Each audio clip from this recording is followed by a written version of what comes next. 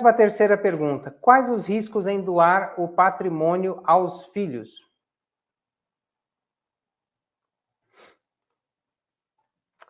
Gente, o risco de nós doarmos o patrimônio, doar em vida, né, que é normalmente como as pessoas costumam falar para nós. Olha, doutor, doei meu imóvel em vida. Quais são os riscos? Bom, a primeira situação, né, é que, eventualmente, você fazendo a doação, você transferiu a propriedade para o seu filho. Ou seja, você perdeu totalmente o controle sobre esse bem. Como assim eu perdi o controle? Né? Logicamente que esse é um exemplo que eu vou mencionar aqui, mas logicamente que isso não é. Isso eu imagino e quero crer que seja uma exceção na vida das famílias, tá? Mas teve um senhor que nos procurou, né? Enfim, ele estava doente, ele teve aí um problema de saúde e ele falou, olha, eu quero deixar tudo preparado e fez a doação daquele patrimônio, era um galpão, fez a doação para o filho, para os filhos, eram 2 filhos. E aí ele já fez a doação e falou assim, vai que o meu tratamento não dê certo, eu já quero deixar tudo ajustado. Mas, no decorrer do tratamento, ele recebeu a ótima notícia que ele estava curado. E aí ele falou assim, bom, agora que eu não estou mais enfrentando esse problema de saúde, eu quero vender o bem. E aí ele foi colocar à venda e falou para os filhos, olha, eu quero vender o imóvel.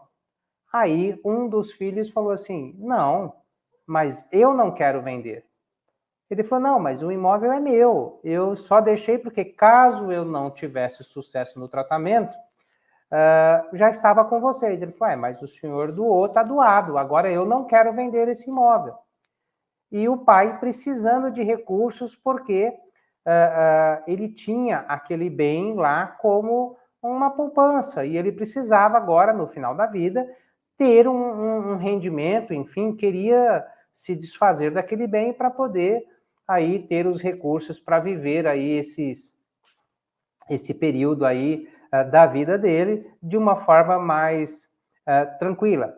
E o filho não teve jeito de, não voltou atrás no pensamento, né?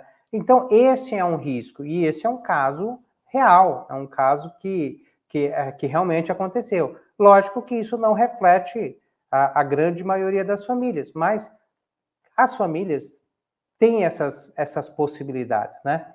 Enfim, como uma série de outros exemplos que eu poderia citar aqui para vocês, de doações que foram realizadas e depois não deram certo, né? Por exemplo, uma doação feita também a um dos filhos, onde ele abriu um negócio próprio e, enfim, não deu certo o negócio e o patrimônio que foi doado, né? O pai dele doou para esse filho, esse bem, esse patrimônio, ele foi penhorado em razão da dívida dos filhos. Caso o imóvel ainda tivesse com os pais, não teria acontecido isso.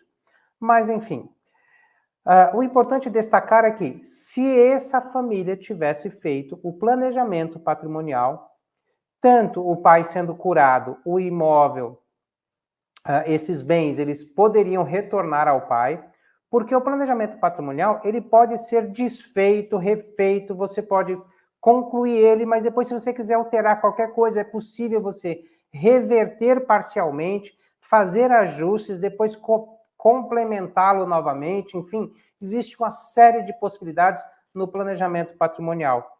E, quando você faz a doação, ela é algo efetiva.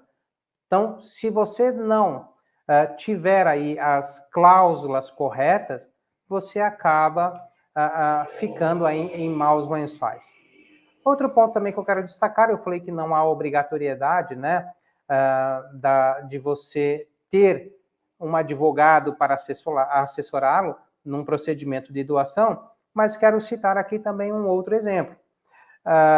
Se esse pai tivesse buscado uma orientação de um advogado, nós teríamos colocado eventualmente aí no procedimento, né? Por exemplo, um outro caso, né? Que caso o pai doou para o filho faleceu e aí teve que fazer aí um inventário, enfim, e ele queria que retornasse para ele. Se ele tivesse buscado a orientação de um advogado, esse bem teria retornado para o pai colocando uma cláusula de reversão. Então, existem aí uma série de situações que uma assessoria jurídica ela vem diretamente ao encontro das necessidades daquela família necessitada.